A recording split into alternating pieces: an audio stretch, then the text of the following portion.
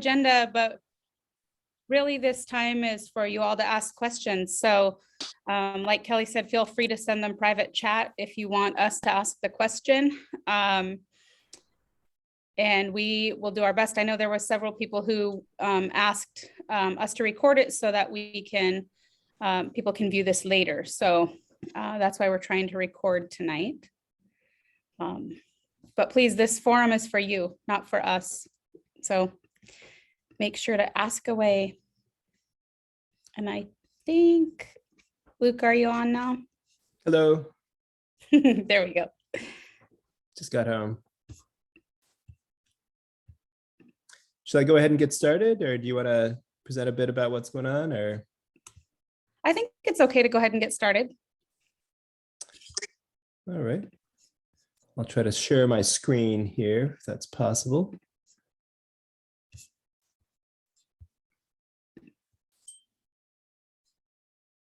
All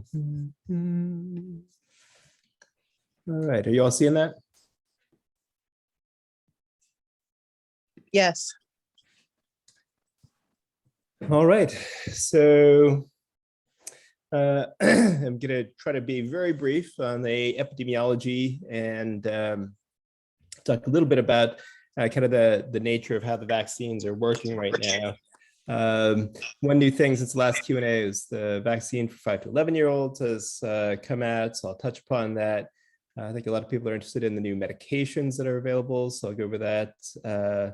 And then I guess we'll end with a bit of an exhortation to about living with COVID and kind of moving on to a new phase in our thinking. All right, so no surprise about what's happening. We are at the peak. So Washington State cases, you can say we have this very rapid rise that dwarfs anything that came before. But there's a bit of a flattening of the curve, as we say, toward the top there. And then in Kitsap, same sort of thing. And then what happens after the peak, we can see in states like New York, where Omicron hit first. And we can see that just as Omicron goes up very rapidly, it also tends to go down very rapidly. And we've seen this all over the world, in UK, South Africa, multiple states. So we anticipate the same thing happening here. How well vaccines are working. So basic points I'm going to make are we should use case rates, not total numbers of people infected. I would say that the vaccines are not great for preventing infection and spread. But they work very well to prevent severe cases, hospitalization, and death. And boosters do seem to provide some extra benefit, although the data on that is sparse, hard to get. All right, so here's an example of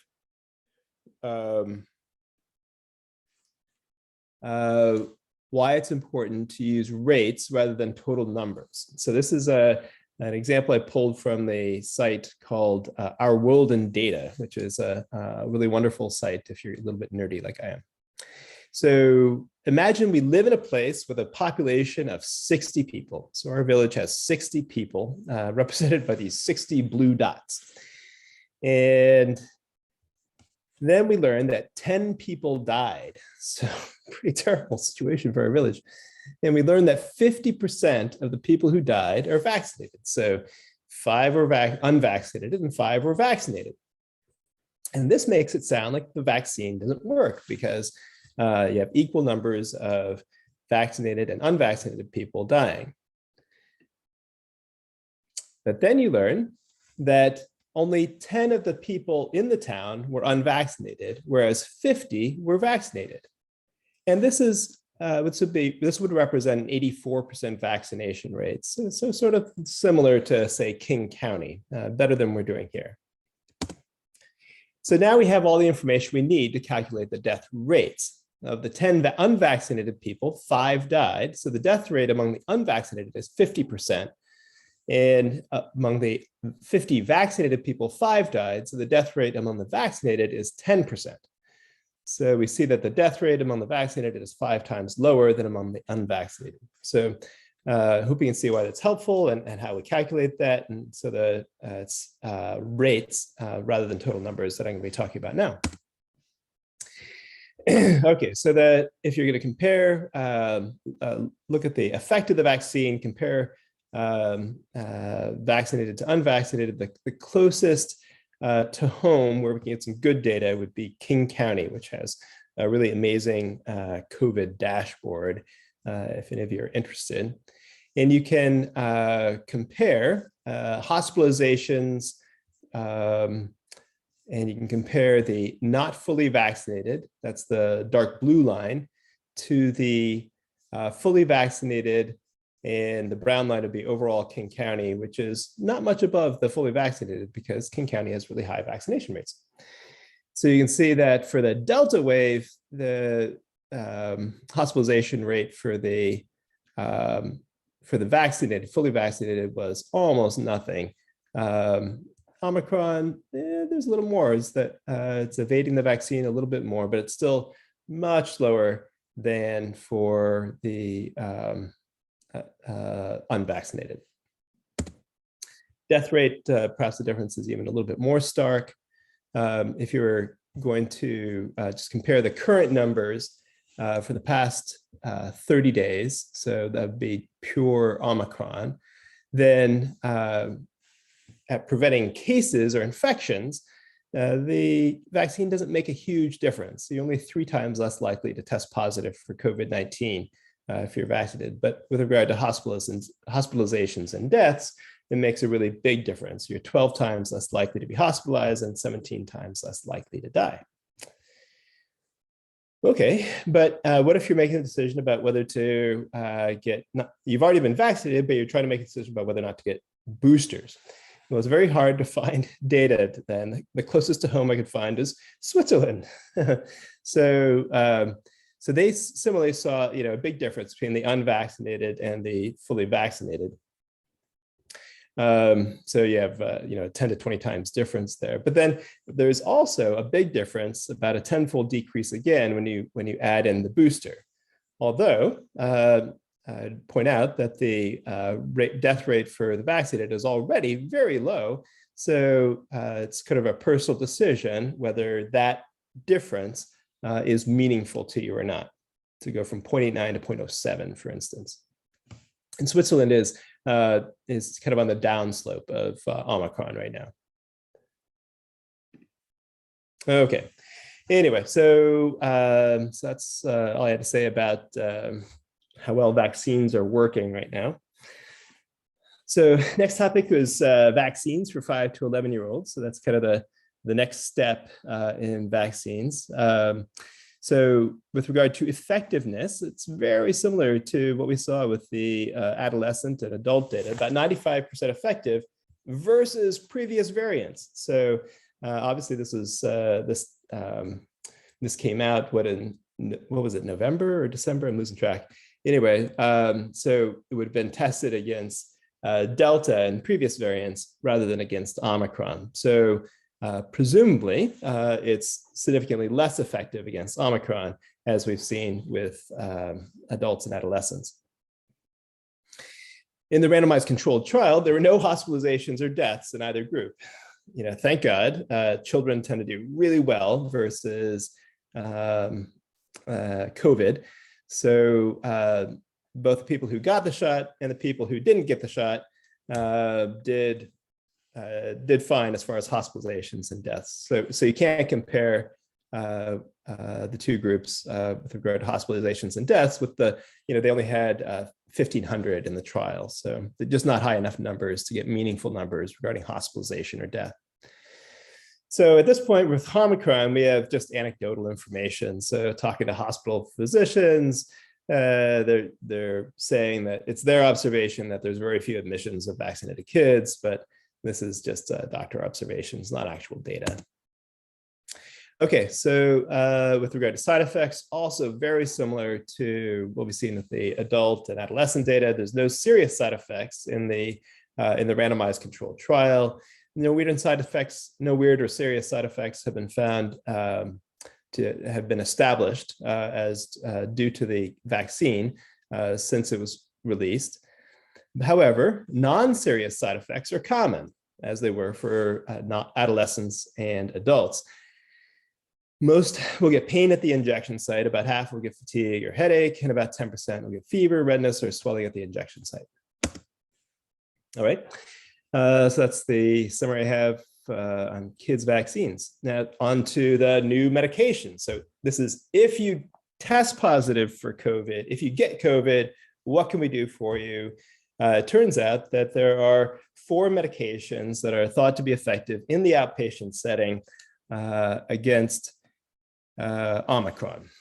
And there's 2 new oral medications. There are a few monoclonal antibodies out there, but only one of them is thought to actually be effective against Omicron. And unfortunately, it's only IV. In the past, we used to give the Regeneron as injections, but now we have to give it IV. And the IV tubing, you guessed it, the supply chain issues, really hard to get. And we're supposed to get a shipment of IV tubing tomorrow. We'll see. Remdesivir is the kind of the original antiviral against COVID, and it's thought to still work against Omicron, but it also is just IV. All right. So with regard to effectiveness, wow, the monoclonal antibodies, sotrovimab, that's the one that's left that is still thought to be effective. And then the old one, remdesivir, both reduce hospitalization and death by about 90%. And that's on par with the new oral medication Paxlovid, which is a combination of nirmatrelvir and ritonavir. That's also thought to be about 90% effective. And then there's kind of the, I don't know what you call it, the ugly duckling, the neglected stepsister, I don't know. The molnupiravir is only 30% effective. Probably wouldn't have even gotten approved if Paxlovid had already been approved and available at the time the FDA evaluated it. But still something, 30% reduction in hospitalization and death is reasonable to consider. All right, so here's a summary of all 4 of those in the same order. So Paxlovid is the oral that really works well. Molnupiravir is the oral medication that is a lot less effective. And then there's the IV medications in the middle here, sotrovimab and remdesivir. I'm going to pause here because there's like lots on this table. So first line talks about ages it's approved for, and they're all over 12, except the one that doesn't work that great. It's only approved for over 18 years old. Although that probably doesn't make much of a difference because usually we're going to be giving these to folks who are older because they're the ones at much higher risk. All of them work best if you initiate them as soon as possible. Okay, sotrovimab has been studied all the way out till 10 days, but still, even with sotrovimab, we try to give it as soon as possible. So PO and IV. So PO means oral. IV, of course, means IV. Duration of therapy. So that the monoclonal antibody, one of the cool things about that is you come into our office, you get the infusion, and then you're done. There's no more treatment. It does take 2 hours because you have to be observed for an hour after the infusion, but at least at that point you're done. Whereas the remdesivir, you have to come in every day for 3 days. And with the orals, it's twice a day for 5 days, although obviously you're able to do it at home and all you have to do is swallow pills. The main disadvantage of the oral is that it's got lots of drug interactions. So we would walk you through that at the time we would consider treatment. Okay, maybe I'll go on here. Okay, and then my last topic would be learning to live with COVID. So yeah, it looks like COVID is not going to go away. We're probably going to continue to get variants, and we'll probably always have it at least at a low level. And our response early on, was to shut things down and to reduce services and to go to online everything. And what we're recognizing more and more is that there's real harms caused by that. And then there's this concept of essential workers that I think kind of made sense in the short term, but I think is harmful now. And then I want to try to put in perspective your risk of being seriously harmed by COVID, and try to reassure people, I guess. And then collectively, all together, we're going to have to make decisions about how to return to normal. And I think that decision making is going to come really soon, because Omicron will decline quickly, as I showed you in that graph about cases in New York. Yeah, so harms caused by our COVID response. The American Academy of Pediatrics and a couple of other organizations put out a joint declaration saying there's soaring rates of mental health challenges among children, adolescents, and their families.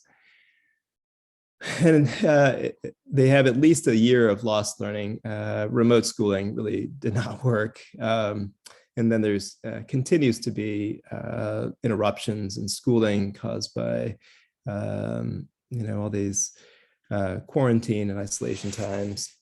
And then there's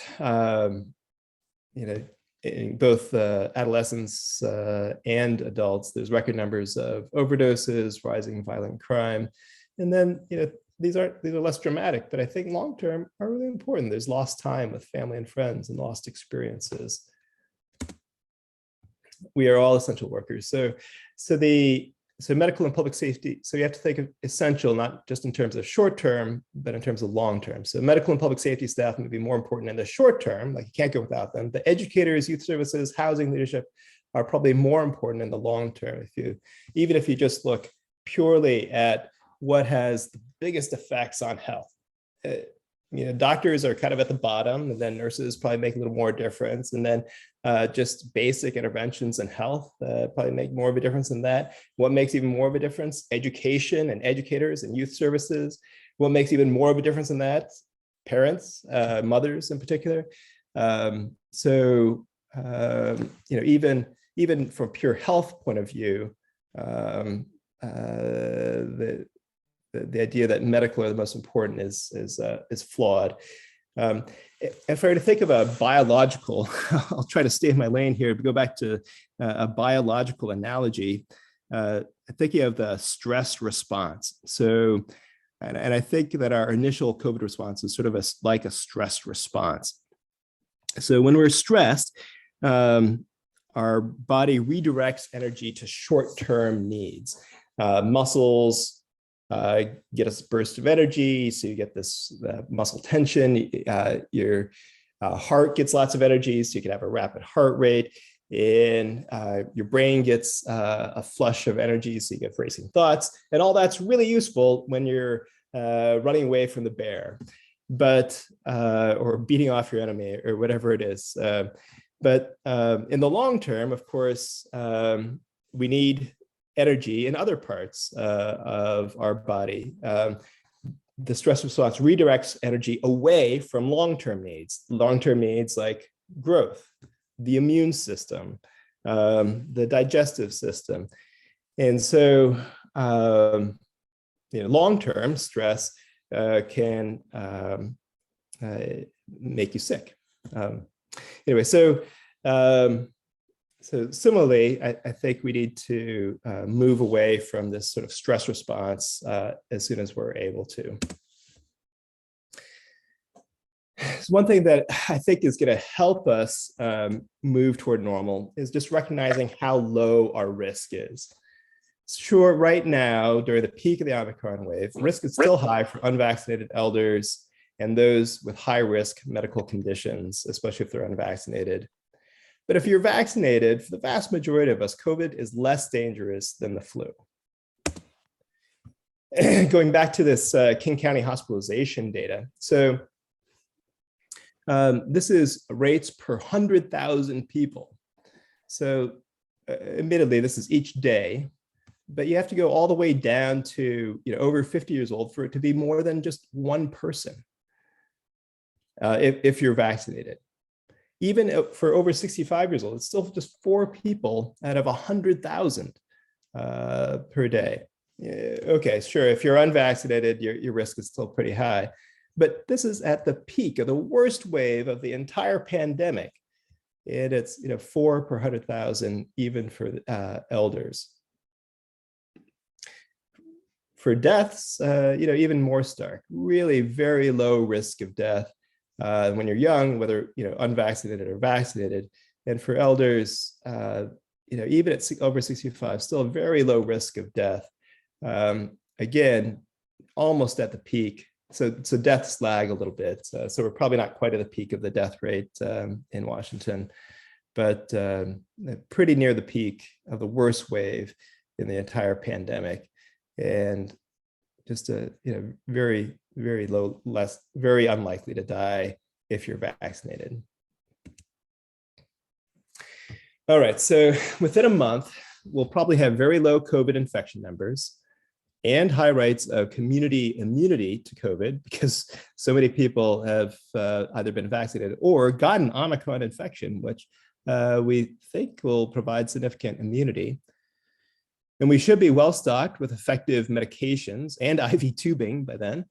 I think we'll need to learn to accept the remaining small risks of normal activity in order to allow our kids to thrive, to provide all of our essential services, and to have fun and fellowship. I'll stop there and let people ask questions. All right.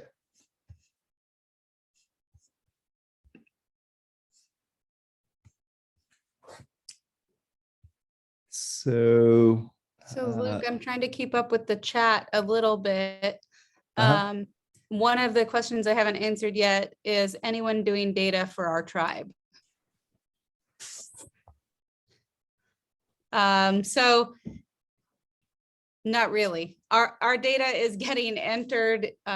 We do collect data as far as how many we've tested, how many vaccines we've given out, how many have tested positive, and that information gets sent to the county and the state. So our numbers are included in that. But beyond that, we haven't done much more.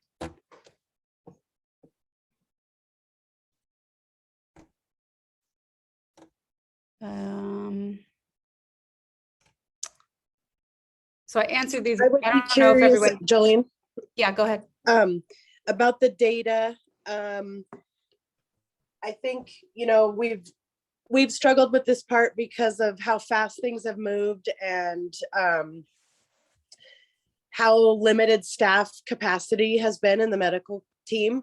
They are running ragged, all of them, and they're working extra hours and things like that. So collecting the data, yes, being able to synthesize it and make sense of it, we're working on that all the time. So, but one thing that would be helpful is if you, I think it's Eva, I took off the chat, but if you have a specific thing you're wondering about, that might be easier for someone to answer versus like a rate of something, or I don't know. That might be another way to ask if you have a specific thing.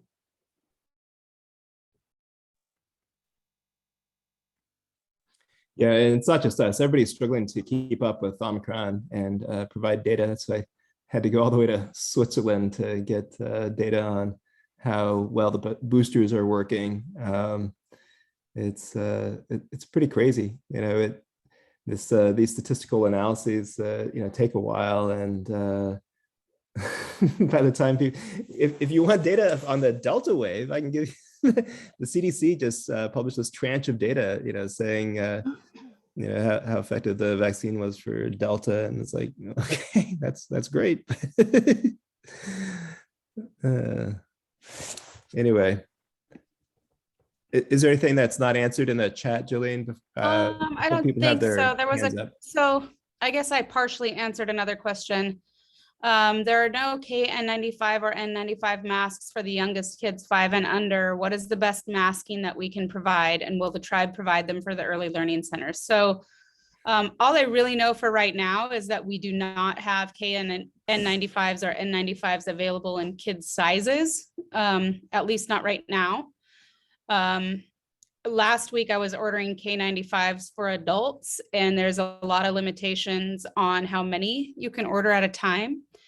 So we do fit into a category that allows us to order an excess of that, but I didn't see a whole lot available for kids. So I'm not sure if the tribe has a plan to provide those for the center or not. So if that's not available, Luke, what is the best masking to do for the kids?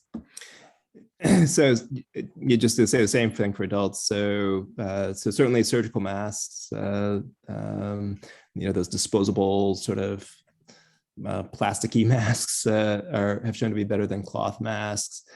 So I'm not aware of any specific data on kids for that, but it's hard to imagine why it would be any different for kids.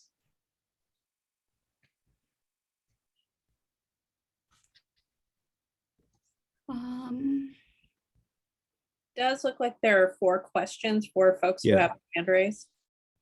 Yeah, I didn't see who was first. Should I just choose whoever appears first on my screen, or who's moderating here?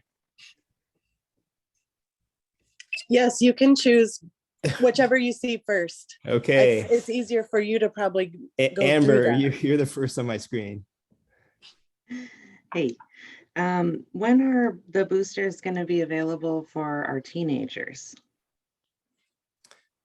Actually, those boosters just came in today. Oh, awesome. Okay. Thank you. I Sweet. just got that message right before this call started. So the boosters for the kids are in now. Is that just for teenagers or from 5 and up?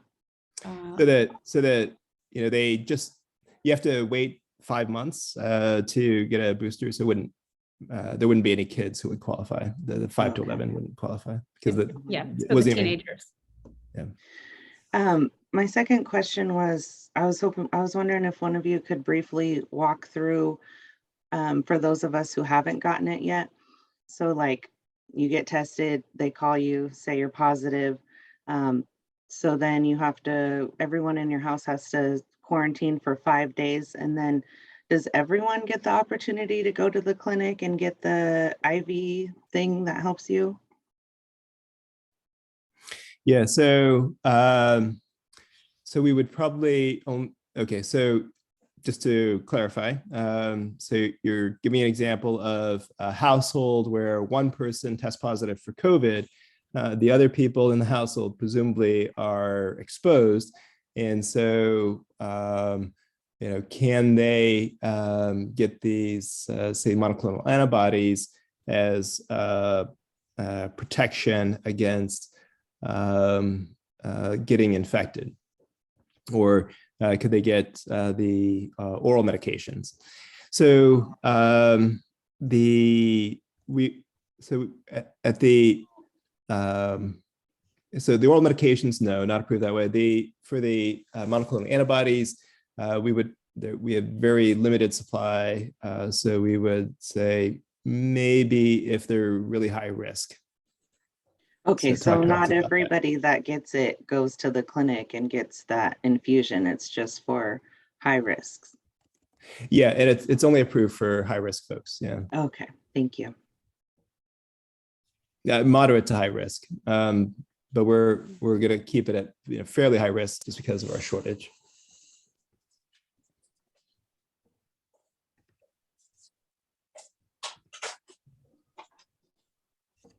Laura Price, you're the next person on my screen. Hi.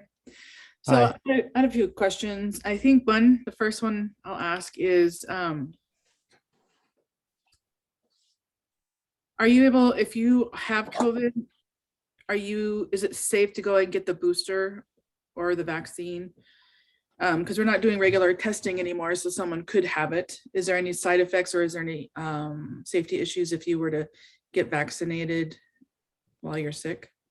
Or does it become less effective or anything like that?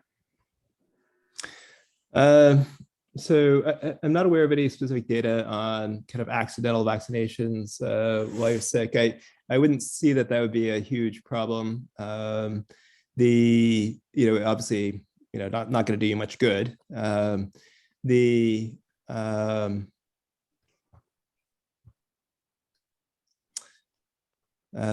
standard advice is, if you've got it, then you should wait until your symptoms are resolved before you get your vaccine or booster. Okay. And then if you've had the virus, are you immune to it for so long? Yeah, well, so our standard, so we've been saying for a long time, is that you've got really good immunity for about 3 months and probably significant immunity for 6 months.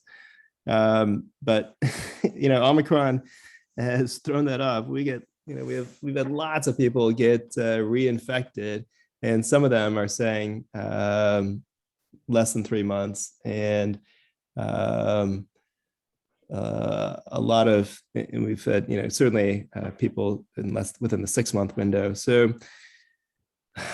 Omicron, has been pretty different than the rest of them. So it's gotten around previous infection, natural immunity. It's also gotten around the vaccine.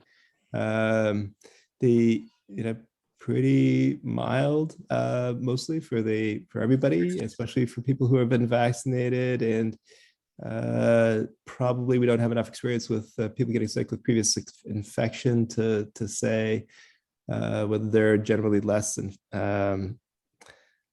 symptomatic. But all that sort of how symptomatic people are, that's all anecdotal. I don't have any actual data. The way the data is published is just whether you got sick, whether you're hospitalized, and whether you died. So another one's kind of related. If you were to get vaccinated, how long before it actually kicks in or becomes effective? Is it like immediately, or does it take a little time?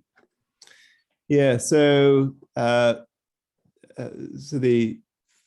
for the initial vaccine, we've said you're not considered fully vaccinated until the 6-week mark. So you start for Moderna, you start your vaccine series, and then 4 weeks later you get your second dose, and then 2 weeks after that you're considered fully effective, fully vaccinated. The data does suggest that after about 2 weeks into that process, you start to receive some protection. Booster is sort of a similar story, but probably a little faster, maybe 1 to 2 weeks, you start to be protected. Okay. Within a couple of days, no, probably nothing. The immune system isn't that fast. Great. That's good information. And then I guess the last one is, I was looking online to purchase my own masks, and there's so many selections out there. Is there a place that you would feel comfortable to get recommended manufacturers? I've even looked on the I think at the CDC side to, they have the listing of all the licenses, I guess you would call it. But is there a place that we can just go and buy them, where we could feel like we're getting the right ones, or the ones that are actually going to work? Yeah, sorry, I've left that to my staff. Is anybody on the call who's been involved in that? So Scott did have a few comments about that the other day. Yeah. And really his recommendation was just that you focus more on the amount of layers. So there's, KN95s there. He was wearing one the other day in clinic that was a 5-layer KN95 that I was a little surprised to see a KN95 on him, but that was the 5 layers is what he told other people to look for, not to get anything lower than that if you're getting a KN95. Okay, that is helpful. Thank you. And then one last question. I'm sorry. Oh, go ahead. So just one more word on that. So it's also pretty individual. That what makes N95s and K95s work well is the seal around the mask. So the filtration of the mask only does anything if the air is actually moving through it both directions. So if you have a bunch of air leakage, just coming out, around your nose and or down under your chin, then that air isn't getting filtered, and you're getting around the effectiveness of your mask. Okay. And then the last question, I'm sorry, I'm taking forever, but No, I it's was great. also looking at nose in nasal sanitizer. Have you heard if that is something you would recommend or not recommend? Yeah, so there's all sorts of theoretical things that seem like they should work, but there's as far as data on the way the data is available is just that, okay, in the laboratory, this stuff kills COVID or reduces the number of viruses in your nose, but whether that actually means you're less likely to get sick or less likely to pass it on to other people, I really doubt it. I really doubt that it has a long-term effect. Just thinking through, the way your body works, because you're constantly kind of moving stuff out of your body with, your mucus layer. So, and the virus replicates really fast. So I doubt you're gonna have, maybe if you were gonna use something like that, right before a dental procedure or something like that, it might make sense. But as a general measure to try to make yourself less likely to get infected or less likely to infect others, I would not recommend relying on that. I doubt it works. Yeah, I was thinking as an addition to masks, if you really wanted to be cautious, like if you were going somewhere that you weren't sure would be safe. So, Yeah. okay, thank you. That's it for me. Okay.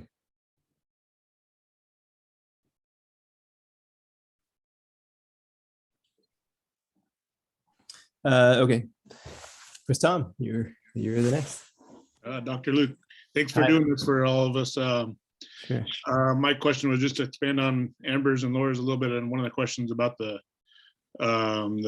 booster round. The way I take it is after 5 months after your second dose, it's recommended to get boosted. But post getting COVID, what your recommendation was right after or at least after you're symptom free? Is that the same for the teenage bunch as well? Yeah. So you can get the booster even after getting COVID, but I would wait until you're not symptomatic anymore. You're probably immune enough from COVID that there's really no hurry to get your booster. You've probably got until the next wave. So if we have a new variant that's very dissimilar to Omicron, but is affected by the booster, then you want to make sure you get your booster before that wave. But you're probably pretty well protected against the remnant of the Omicron wave if you get Omicron. Hey, thank you, sir. I don't think you get Omicron again. All right. Sorry, I don't know your name, and on the screen it just says KCB2. Hi, guys. My name's Crystal. Can you hear me? I can hear you. Okay, perfect. I am a manager at the casino. I'm here to represent our employees. So my question is quarantine guidelines. It seems really muddy watered right now, especially January with Yeah. Omicron. Yeah, It's changed. I mean, we went from 10 days to 5 days. Yeah. But now the last time we held our rounds of testing, I volunteered to help, and we were told that someone who tested positive could continue to test positive for 30 days. Okay, so we stopped testing people who were asymptomatic, who showed Yeah. no symptoms. The problem that we're finding is, say someone lives in a household of several people, 3 to 5 people, Yeah. and then one person tested positive, the entire family quarantined. Yeah. The one person who happens to be an employee gets through quarantine, comes back to work. Now another person at home tested positive. So now this person who just got off of quarantine has to go back onto quarantine. So I'm Yeah. wondering if this is the case, is this what we're supposed to be doing, or is there other guidelines we should be following? Yeah, it's a fun one. Oh my. So yeah, we should probably have more of a conversation about that. So that that is so the literal reading of the our policy, I guess, would say that it's that's what you should do. Like it's 5 days from your last household exposure. So new household exposure, you got to go back into quarantine. But we've had some conversation about that. So part of it is, well, you've been through this 5 days already with the household exposure. You've kind of already demonstrated that you have some level of immunity against COVID because you didn't get COVID from it. So I feel like I'm kind of going out on a limb here because I don't know that this is actually a change in policy. But we had kind of suggested that people wouldn't have to go back. Jolene, are you there? Should I be saying that? So I did pose that question to you recently, and I ended Yeah. up leaving that person in quarantine. And 2 days later, they tested positive. So Yeah.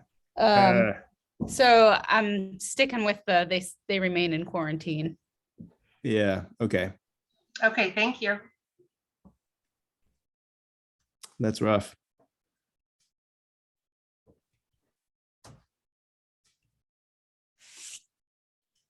Dr. McDaniel, I heard you say that the rate of preventing disease diminishes the longer that it's been since we've been vaccinated. Does the diminishing of the severity of the disease also wane the longer that it's been since our vaccine? So if we were to contract COVID, say 8 months after having last received a vaccine or booster, would we be likely to have a more severe case? So,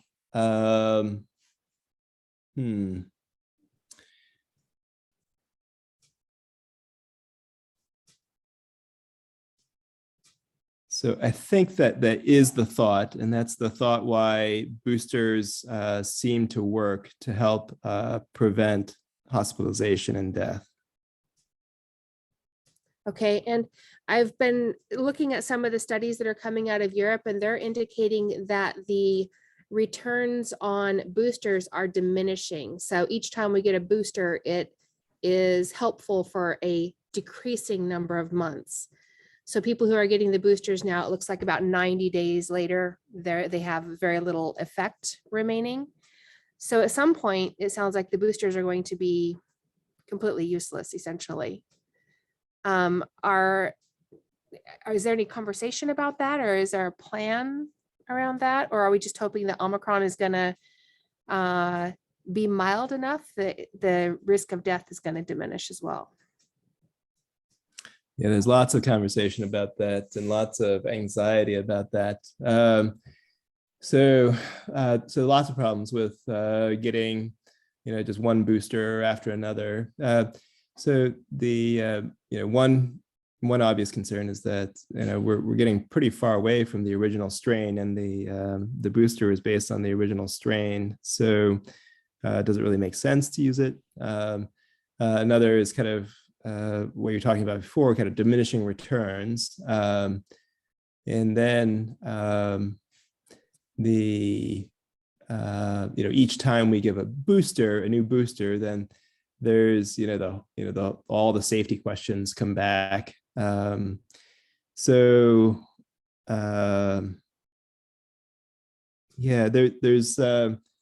I would say that if you're kind of taking the temperature of the medical world and how excited we are about the fourth, a second booster, I would say excitement is waning, or support for that is waning. I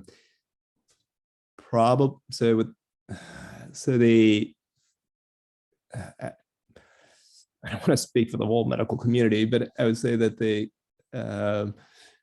most likely scenario would be that there's maybe sort of an annual COVID vaccine similar to the annual flu shot that is modeled after the most recent circulating strains. But that's crystal ball stuff. Yeah. Thank you. Yeah. We have a hand raised with Maria.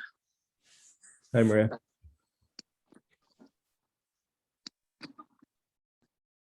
Sorry, I didn't mean to raise my hand. Oh, okay. Good to hear from you. I didn't see any more.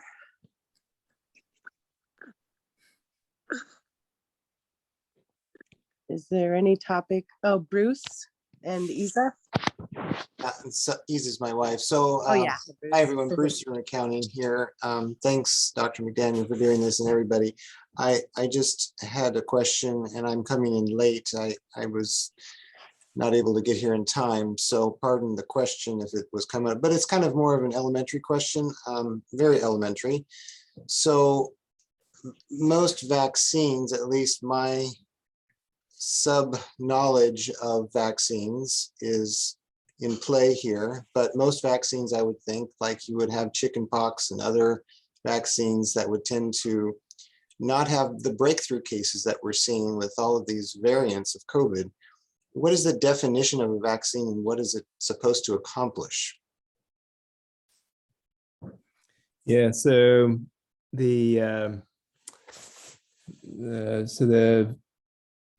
definition of vaccine. So the definition of vaccine is to give somebody some information, give the body some information about the virus, but not the complete virus, because we don't want to get them sick, but some portion of the virus so that the body's immune system learns to recognize the virus and build an attack against the virus before the virus actually enters the body.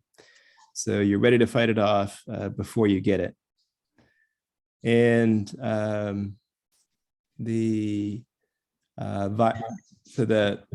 that defense works best against something that is exactly the same as what you were vaccinated against. So if we were to get the original strain of the COVID-19 virus, then our immunity would still probably be fairly robust. But the problem with Omicron is that it has mutated, I think I read in 53 different places on the S protein, really pretty impressive. So now it's, still COVID-19, but it's got lots of mutations that help it to evade a lot of our antibodies.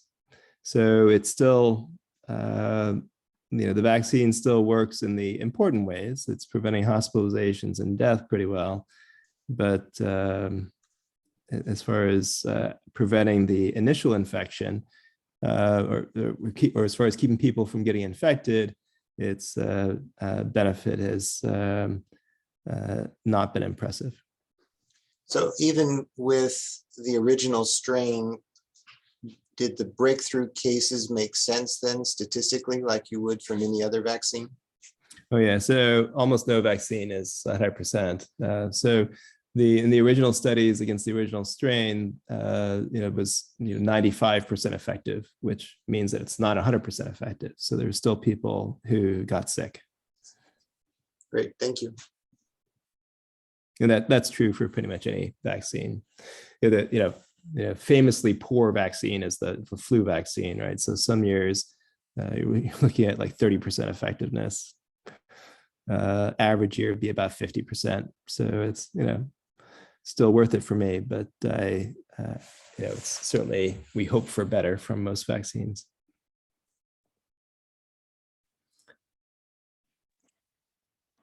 I don't see any other hands raised. Dion has her hand raised again. Oh, Yeah, okay. Dr. McDaniel, is that because of the number of flu strains, sort of like what we're now seeing with COVID, that there are going to be multiple variants? So yeah, partially. That's probably the biggest factor. So flu is incredibly variable, puts COVID to shame, really. And so there's completely novel strains that circulate each year. And so the way they try to predict what's coming to America is they go to the really populous countries, China in particular, and say, well, what's circulating there? And then they also look at who has winter before us. Well, the Southern Hemisphere. And they see what's circulating there. And then they build the flu vaccine off of what they're seeing circulating in these other places. So flu, that works pretty well for flu because it has a distinct seasonality. They're going to try to do something similar for COVID. We'll see whether it works. Anyway, even for flu, sometimes their prediction is wrong, and a different strain circulates instead of the one that they predicted. Thank you. But it's also there's lots of different ways of building a vaccine. So I think it's also inherently a less effective vaccine. So it's not just so the mRNA vaccines turned out to be exceptionally effective. Yeah.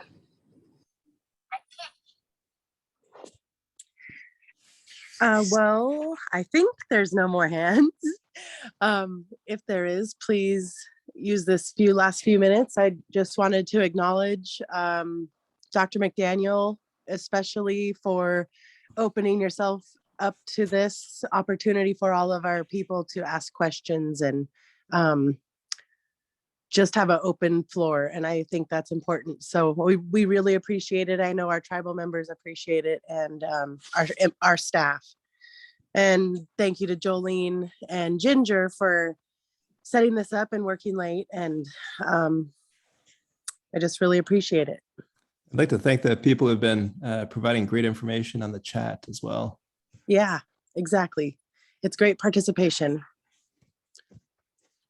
Hopefully it's helpful to people. We schedule these sort of as needed. We don't want to overdo it with people. We know everyone's kind of zoomed out, and but we're trying to be effective. So if you ever have questions, please don't hesitate to ask us. Sometimes that's what triggers things for events like this. So I think we'll end. All right. Good night, everyone. Thanks so much. Thank you. Thank you.